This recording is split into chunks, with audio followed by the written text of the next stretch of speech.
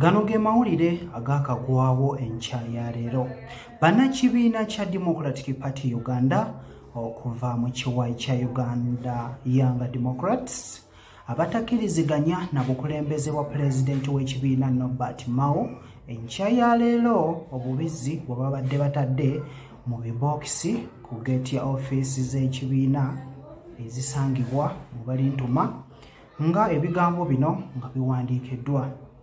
DP yavunda dda okuviira ddala ku kikolo. Kigambibwa nti zino zisangiddwa oba zisuuliddwa abantu ababadde batambulira ku pikipiki ababuzeewo ate oluvannyuma. Video ngenda kubeera nga njikuwa naye obeere nga ate ogiraba mu bujjuvu obeere nga olaba embisi zino engeri gye zibadde zitambula n'ebigambo ebyawandiikiddwako. Oyinza okubeera ng'ekintu kino okyogerako ki? Kujja ntambye Ssebuto, mbeera bulungi, nkwagala nnyo.